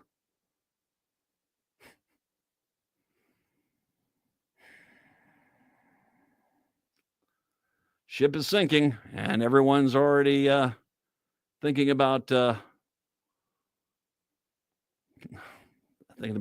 deck chairs. 952-946-6205. I will say, Margaret show tickets. Did we give those tickets away there, Patrick? Yep. Congratulations, Chuck in Minneapolis. Chuck in Minneapolis. Enjoy Margaret show over at the Fillmore. I have got one more pair of tickets to give away tomorrow. Listen for your chance to win on that. We'll take a break, come back. It is the Matt McNeil Show on your Wednesday. This is it. Art lovers, weekend wanderers, and food truck fans. Minneapolis' iconic art event is happening this weekend. The 34th annual Powderhorn Art Fair takes over the Powderhorn Park on Saturday and Sunday, August 2nd and 3rd from 10 a.m. to 5 p.m. with more than 200 juried artists, delicious food trucks, floral vendors, upcycle creators, and a full family zone. There is something for everyone to enjoy. Wander the lakeside paths, meet the local and regional artists, find the perfect piece for your home, or just take in the vibrant energy of this truly unique celebration of creativity and community. Don't miss the chance to support arts and experience one of the most joyful weekends of the summer. All right here in the heart of South Minneapolis. Admission is free, again, Saturday and Sunday, August 2nd and 3rd from 10 a.m. to 5 p.m. at Powderhorn Park. For details, event schedules, food truck lists, artist previews, and more, visit powderhornartfair.com. That's powderhornartfair.com. This is Mitch, owner of Junk Masters. Feeling overwhelmed by clutter? Spring's the perfect time to reclaim your space and peace of mind. Renting a dumpster is costly, and it all ends up in the landfill. Just show us what goes. We give usable items a second life by donating them. No calling all over town trying to figure out who takes what. We do the legwork for you. Easy, cost-effective, and local. There's no obligation. Visit junkmastersmn.com today. Hey, it's Patrick for Zero Res. The month of July is National Carpet Cleaning Month, and because of that, Zero Res is offering a purchase of 3 rooms of carpet cleaned, get 1 room free, plus $50 off an air duct cleaning. Maybe you're having a barbecue for the 4th of July. We'll also have Aquatennial coming up in Minneapolis later this month. You want to make sure your home is fresh and clean for your friends and family coming over to celebrate.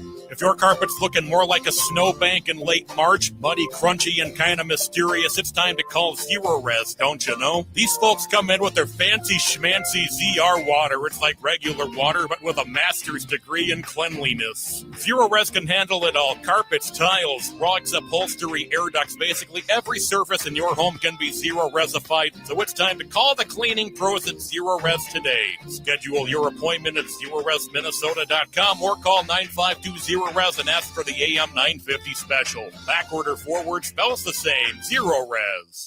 With a look at your AM 950 weather, I'm Patrick Lilia. An air quality alert is in effect. Cloudy skies clear out tonight with a low of 60. Then Thursday, sunshine with a high of 78. Maverick's Real Roast Beef has the best roast beef sandwiches in the Twin Cities, but don't miss out on the crispy chicken, fish, brisket, and more. Mavericks is located on Lexington Avenue in Roseville, 1 mile south of Highway 36. Check them out at mavericksbeef.com.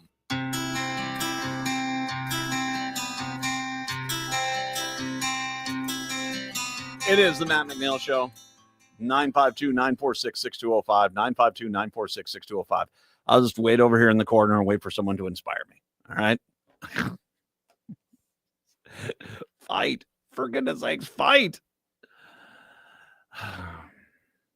I wonder if this is what it was like. I mean, I've talked a lot this week about going to see Cabaret over at the Guthrie. And I kind of wonder if this is exactly what it was like for a lot of people in Germany at that time who saw exactly who the Nazis were and what they were going to do, and just sat around and looked at the opposing parties and said, guys, come on, what are you guys going to do? You know, you see what's going on there, right? You do see this. I mean, you guys are going to fight, right? I don't like my fellow Democrats' language. Jesus. Oh, don't ask about health care. That sometimes that doesn't poll as popular as you think, Matt. I thought it wasn't about polling. I thought it was about integrity and helping the American people. For God's sakes. For God's sakes. Like I said, those 5 things, how many Democrats do you know right now would, no problem. Those are 5 things, guarantee 10 poll issues for me. I'd say at least a third of the Democratic Party would not agree just to those 5 things. And that's part of the problem with the party right now. 952-946-6205, 952-946-6205. Turning our attention to a completely different subject, the apparent defiance of state law, the Albert Lea City Council has denied a license for what was set to be the city's first cannabis shop. Councilors voted 4-3 against registering the Smoking Tree at a meeting on Monday. The dispensary's owner, Jacob Schlichter, said city council approval was the final step needed for him to do a soft opening on Tuesday. Instead, he's weighing his legal options while he processes the denial of what he assumed would be a formality. Whether or not you agree with cannabis, we can all agree that this is a bad use of our tax money. He said, the law is the law. Minnesota statutes give cities and counties limited authority over cannabis businesses. Local zoning ordinances can restrict where they're located and how far they need to be from a local school or a daycare, parks, and churches. Local governments also need only to register at least 1 cannabis business for every 12,500 residents. Albert Lea is required to register 2 by law. But they can't prohibit businesses that otherwise meet the state Office of Cannabis Management and local requirements, according to the law. Before Monday's vote, Albert Lea attorney Joel Hallstad told the city council to expect litigation if they defy the state statute. If we were to try to block it, it would be sued by the state of Minnesota, and we'd expect to spend a legitimate defense of that lawsuit would cost easily $100,000 with not an impossibility of winning, but highly unlikely chance of prevailing. So basically, even the lawyer said, this is going to cost us $100,000 and more than likely we're going to lose. Now, I want to make sure we understand something. Okay, I get it where people are trying to put their foot down now. I guarantee you somewhere around Albert Lea right now is a small town which is trying to find some way that they could open up a cannabis shop because you got all these people coming across from Iowa. And what's going to happen is Albert Lea City Council is going to fight this as long as we can. And this town is going to open up a shop. And that town all of a sudden is going to see a ton of business and a ton of traffic coming into town. And they're going to generate some tax revenue and stuff like that. Get people to go to the restaurant, maybe go stop at the gas station. There you go. And the same I shouldn't say Republicans, but the same city council members are all of a sudden going to sit and say, wait a second here. We never said we were against it, because then they're behind the 8 ball.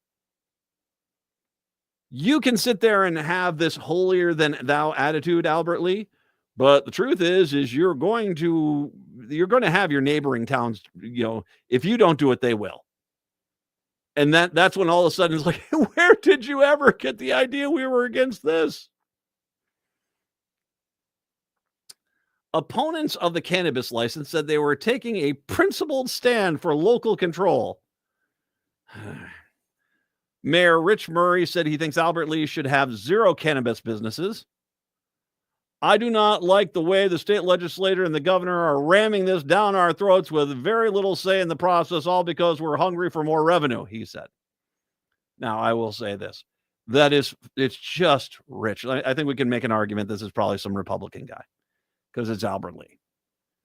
I think it's just Rich, the modern mentality of the Republicans when they get into power to jam it through their throats, jam it. And then have something that was pretty thoroughly debated. And actually, I believe had some Republican support.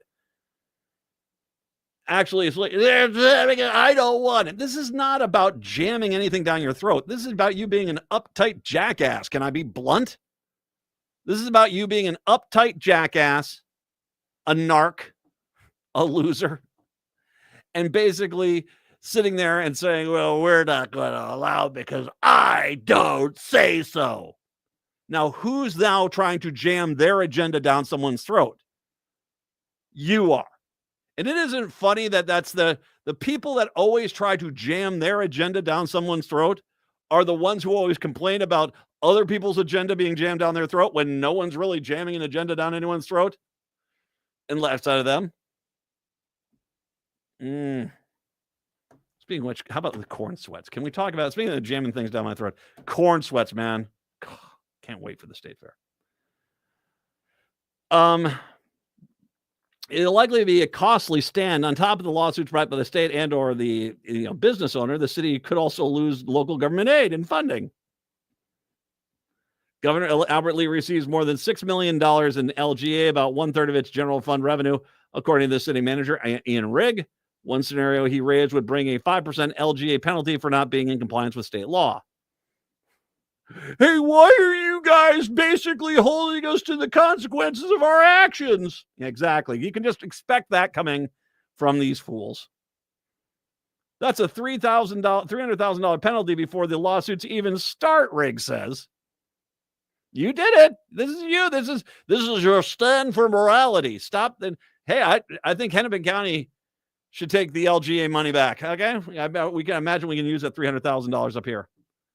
Rigg acknowledged the city's lack of control on cannabis businesses. He wanted the state to allow for more local control, but indicated that the city's hands were tied. Local control is important, and we need to be more vocal about it. But until it's restored or it's preserved, we do have our, I hate to say it, we have our orders, he said. The problem is that you do have local control. There are your local zoning ordinances and your local,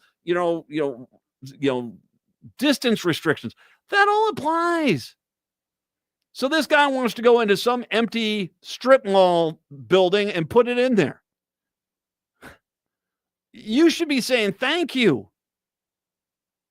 They want to expand businesses in rural America, for goodness sakes.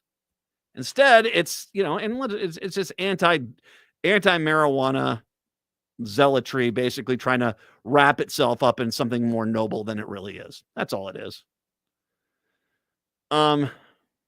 The license registration was originally on the city council's consent agenda, indicating it was a settled matter, waiting for a rubber stamp approval. Councilor Brian Anderson noted this before voting to approve the business, describing the city as only having the illusion of choice on whether to approve the applicant already licensed by the state.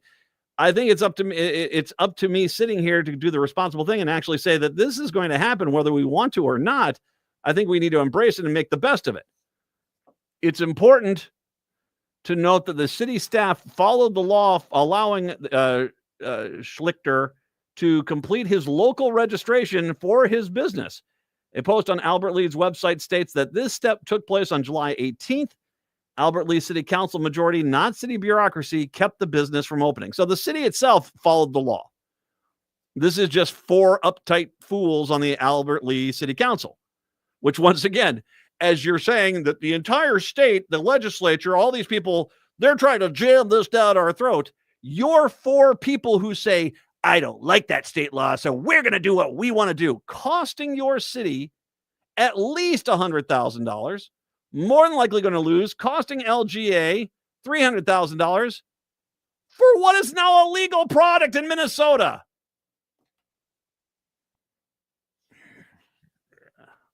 I'll let you get back to your collector's edition of Reefer Madness. Councilor Larry Baker was one of the most vocal in opposing the smoking tree. At some point, people have to start saying no to the state and federal government taking power away from the cities. So this is an admission. This is about stopping people from being able to use a legal substance. We need to speak up, and this is just the point where I'm going to start speaking up. It has nothing to do with I'm not responsible as far as spending money or anything like that. It's just a matter of principle. Dude, you've already admitted you're going to lose at least $400,000 and your court case. And then you're going to have to do it anyway. So, dummy, yeah, it's about you losing $400,000 for Albert Lee. These people do not know anything about the outside communities. I think it's wrong that they do this. I get tired of control being taken, whether it's state or federal government. You are the people in rural Minnesota that demand to have control over the city of Minneapolis and St. Paul. You are. People who are terrified of going into the cities think that I know everything about those people. Yeah, I know you guys. And the argument is this. There's a lot of Democrats that are out in rural parts of this state. And you may think that this is a bunch of those liberal Dems forcing this. No, there's a lot of people who are Republican and smoke dope too. Like I said, I believe this went through with bipartisan approval. So you can sit there and act like this is some sort of swipe against you, but yeah, it's not. Counselors Rachel Christensen and Keith Van Beek joined Baker and Murray in voting against the business registration. Counselors Jason Howland and Reed Olson voted yes with Anderson. And you're going to lose this case. You are going to lose this court case. And the business is going to open. And you should be, my gut feeling is, considering right now the amount of people that want this product, first of all, you're going to get a plethora of people coming up from Iowa. I mean, that's going to be the case. You're going to get a ton of people coming across, plus the fact that since you're on the intersection of 35 and 90, you're going to get a lot of people that are going across the state too, stopping by and enjoying a little bit of legal product in the state of Minnesota. You want to sit there and act as if that this is, the fact that people coming into your town and shopping in your town is a bad idea. Fine. Your neighboring communities will gladly pick up the slack. You will lose $400,000 in funds and legal fees, and you'll eventually get told you have to open it anyway. And congratulations, idiots. I don't know what else I can say. Congratulations, idiots. You're dumb. 952-946-6205, 952-946-6205. Take a break. Come on back. The Matt McNeil Show on your Wednesday.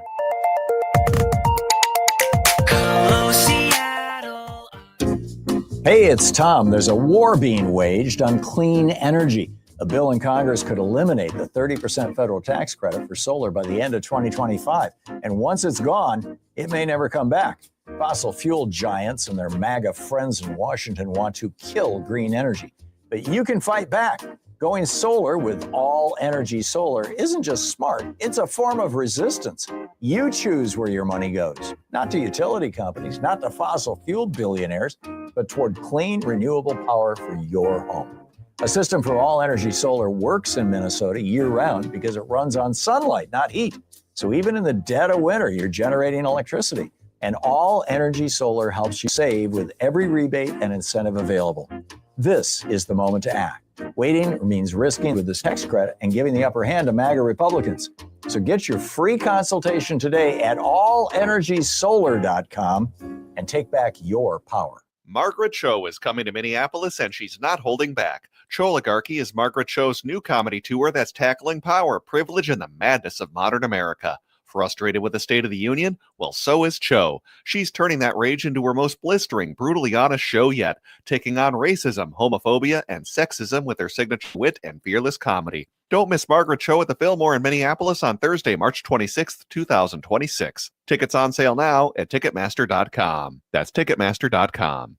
The Zero Res Master Certified Area Rug Cleaning Team in St. Louis Park is having the biggest cleaning sale of the year. Clean one rug and get 20% off. 2 rugs, 25% off. 3 area rugs get 50% off your area rug cleaning purchase. Pickup and delivery options are available. We're getting into the heat of the summer. You're going to be having barbecues, friends and family over at your house. Your rug called that's tired of being stomped on, spilled on, sneezed on, and ignored like a salad at a barbecue. We treat your rugs gently, even the fancy ones you bought on vacation and immediately regretted. Wool, synthetic, braided, patterned, passed down from grandma. If it lays flat and collects dirt, we clean it. Schedule your appointment at ZeroResMinnesota.com or call 952-0RES and ask for the AM 950 special. Spell it backward or forward spells the same. It still spells, dang, that rug looks good. Zero Res.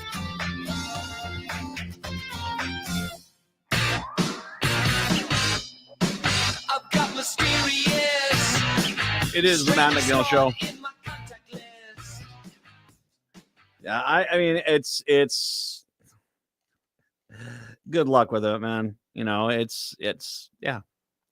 We're a town of 25,000 people. We should be able to dictate what the rest of the state does. Yeah, all right. I mean, if you really hate it that much, why don't you just go down to Iowa? Trust me, I've got friends that live in Iowa. Things aren't going great down there. But hey, you think it's going to be so much better. You can sit there and say about, when they gut your school district or kill your local rural hospital, you can say, well, we don't have a dope shop here. An estimated, this is, by the way, if there is my rant earlier about when are you guys going to start to fight? An estimated 140,000 Minnesotans could eventually lose access to their government-funded health care under the Medicaid changes that Trump and the Republicans, including all 4 Minnesota state Republicans, voted for when it got signed into law earlier this month. It's about 12% of all people currently using the state's Medicaid program, known as medical assistance. The prediction is a top takeaway of the new preliminary analysis from the Department of Human Services, saying that Minnesota will lose up to $1.4 billion in federal health care funding over the first 4 years of implementation. The federal tax and spending package called, the Trump's bill, to reduce Medicaid spending by nearly $1 trillion, through new work reporting requirements, twice yearly eligibility checks, and other provisions, shifting costs to states and hospitals. The DHS estimates that the coverage losses related to the work reporting requirement alone will cut federal funding flowing to the state by $200 million a year. Local, state, and tribal governments will face an additional $165 million in annual administrative costs related to implementation, and hospitals could eventually lose $1 billion a year under changes in the provider tax. And that's, by the way, it should be noted, that's one of the things, all these work requirements. Well, that requires paperwork. That requires people doing the research, filling out forms. All that cost extra money. And none of that was funded in this bill. None of that was funded. There's just there's a work requirement. So now the states have, what is it? Oh, that's right. An unfunded mandate from the Republicans to take care of all this.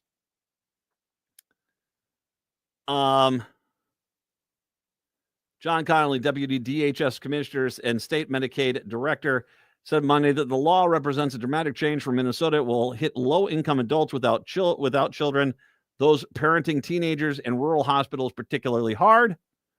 I've been saying that. The top concern, he said, is that people who are eligible for Medicaid will still lose coverage because they can't complete the paperwork required by law. Others who still have coverage may see their out-of-pocket costs rise, he warned, leading to fewer Minnesotans to seek preventive care. The good news is the House Speaker, Elisa Demuth, defended the changes as common sense work requirements for able-bodied adults without children that strengthen the program, blah, blah, blah, blah. They're going to kick 140,000 people off this program. And she calls it great.